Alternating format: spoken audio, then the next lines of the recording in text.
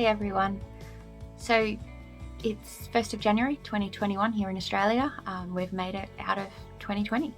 And first thing I wanted to do was a little bit of a recap of 2020 because I know for many and as a population in general across the world, it's been a terrible year, between all the different things that happened, the wildfires in Australia and death of so many celebrities and obviously coronavirus and all the problems and insecurities and job losses and deaths that has caused. I'm not going to deny it. 2020 sucked big time for a lot of reasons for a lot of people. With that said though, as a bit of a 2020 retrospective, I have to say it wasn't the worst year for me personally. In fact, in many ways, it's a year that has been one of my best. There's a few reasons for that. Part of it is that I finally got back to writing again. Since 2017, I struggled majorly with writer's block. There's a few reasons for it. I went through some of them in a previous video, but basically things were going really, really well.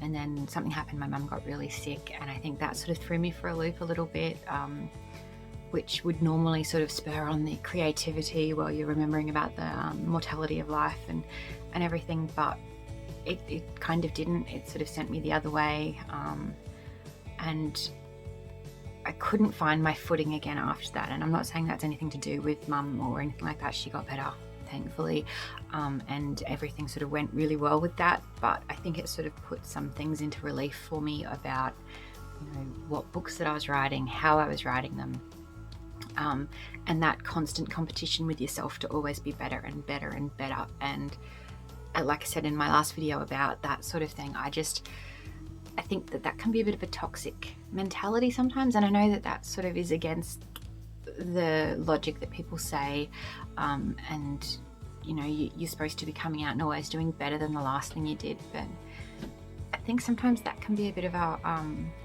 unrealistic goal. And sometimes the best thing you can do is just show up for yourself and do the best you can do on that day.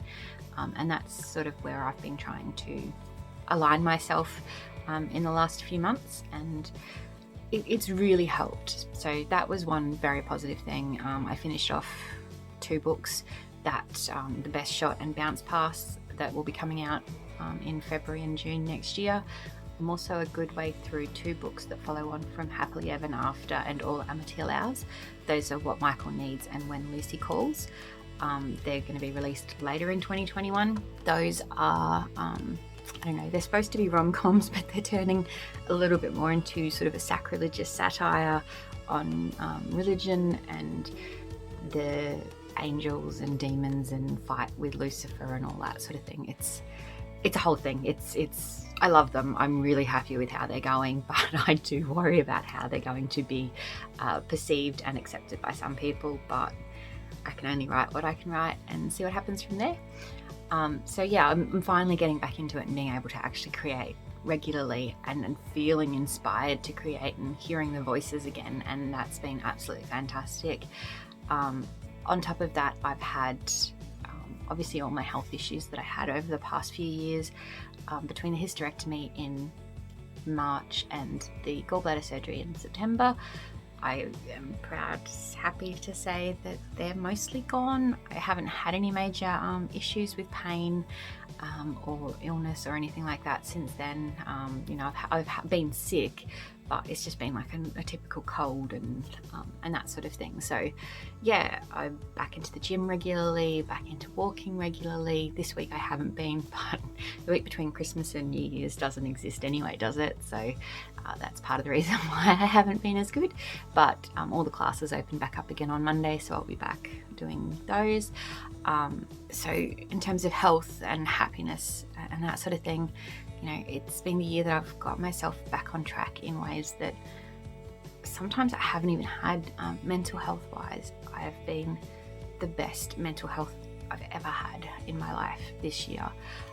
Part of that is letting go of the parts of my personality that demand perfection from myself.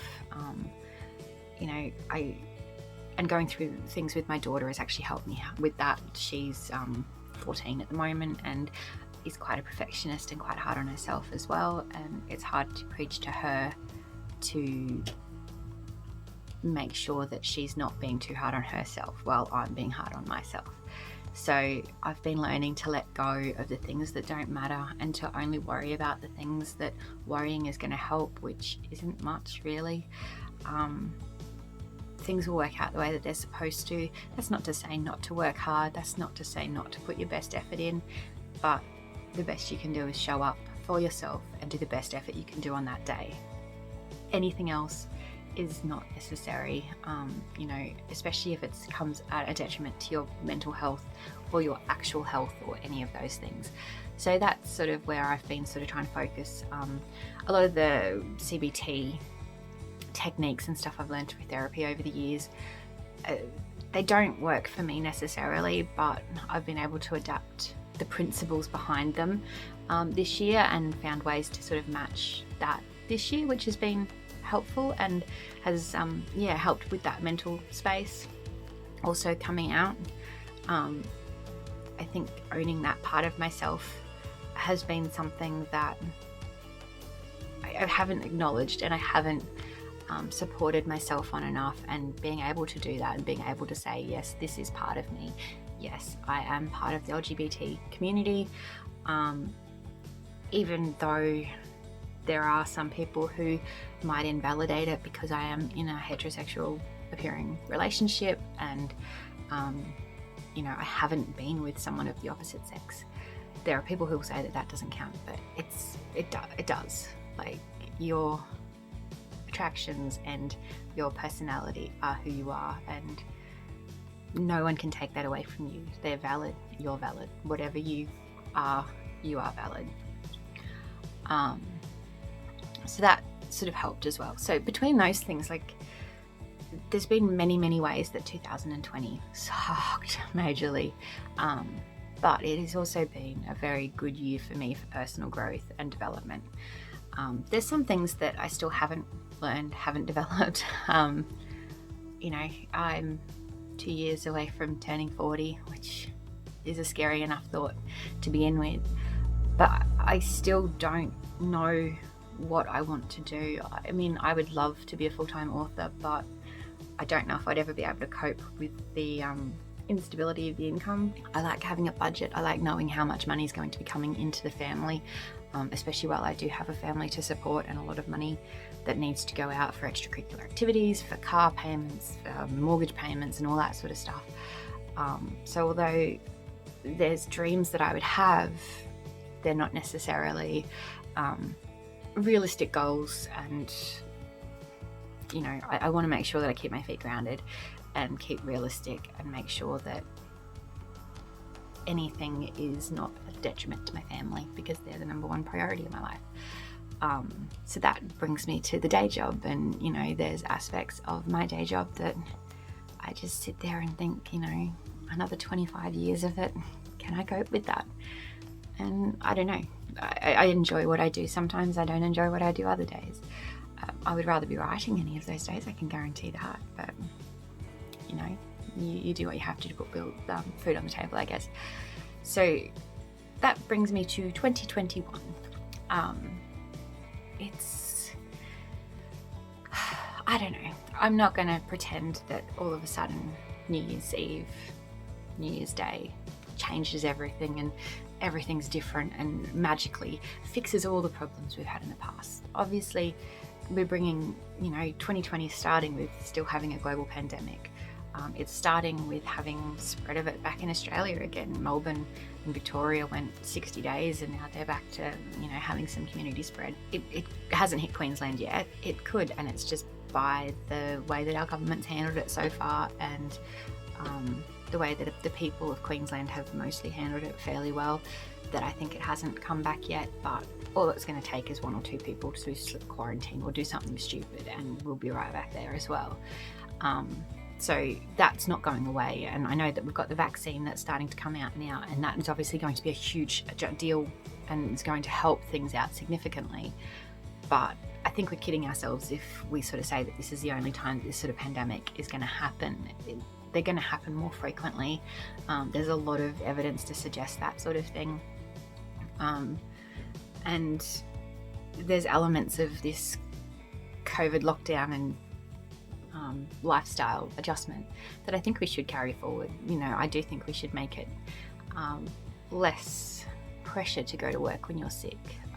And I know we're fortunate in Australia to have paid sick pay, so at least if you are sick you can have the day off, but knowing that it's not going to affect you financially and having the support at work or having the ability to have the time off and not feel guilty is another issue. Like, our whole culture is set up to make people feel guilty for not going into work when they're sick. Some employers are better for it than others, but there is still that culture there, and we need to almost turn the culture around and make people feel guilty for turning up when they're sick. Masks in public when you're sick, all that sort of stuff. They're just basic fundamentals that we should be carrying forward. And even with the vaccine coming out, I just can't see that the coronavirus is going to be a non-issue for at least 6 to 12 months, because by the time everyone gets vaccinated, herd immunity, with the increasing number of anti-vaxxers and people who refuse to help the entire community because of selfish reasons, whether that's not wearing a mask, whether that's not getting vaccinated, whether it's not staying socially distant, or through breaking quarantine and all those sorts of things. So long as we've got people like that around, which is always going to be the case, well, I think we're going to have issues going forward for a while. Sorry, complete tangent that. I didn't mean to go on there. But for me personally, 2021 is going to be the year when I fully commit to working on the author side of my business as best as I can. A little bit of behind the scenes information, I guess. I've never actually made money on my books. That's not to say I've never sold them, I've never made a profit, but between the costs of traveling to promote them, or listing them, editing them, cover design, all that sort of stuff, once you add all of that up over the years of how much I've spent on all of that versus how much I've earned from my books, I'm definitely still in the red.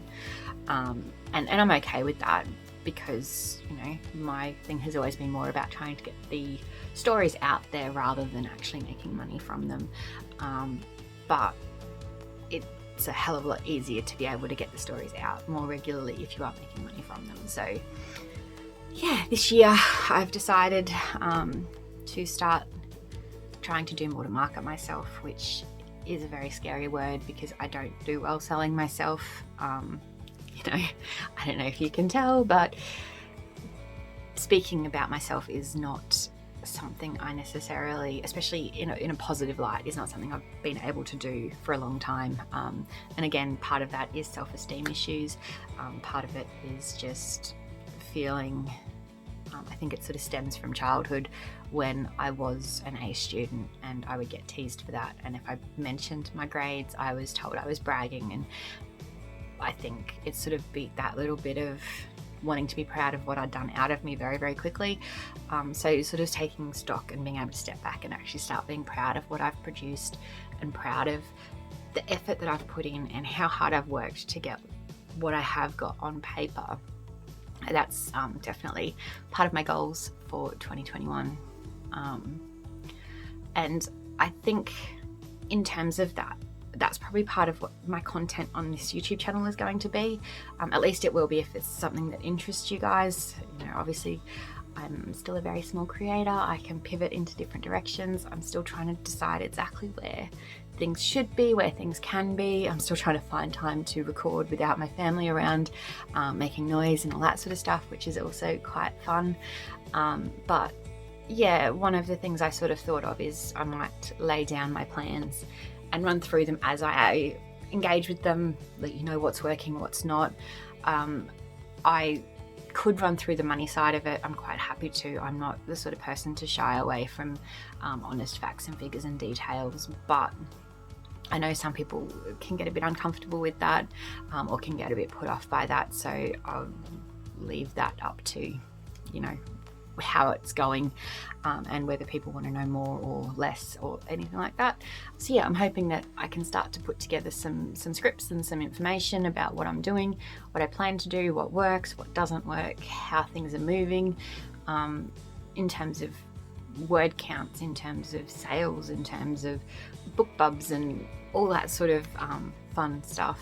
I'm part of a group on Facebook called Indies Together, which is run by an absolutely fantastic author, and she has a bit of a recipe in there, and I'm sort of started following that, and you know, that's sort of part of what I'm trying to do. Even just the little bit that I've done so far has seen me net a profit for this, like the last part of this year. Still not overall in my career, nowhere near a profit, but I'm looking at that as sunk costs, and this is going forward. So moving into next year, I've laid some things out in terms of, I've been accepted for a couple of book bubs, so I'm putting those up, making sure I put pre-orders up before I have the books ready, just so that I can actually start turning over the pre-orders and taking full advantage of sales to then get further sales when people enjoy the books and want to read more.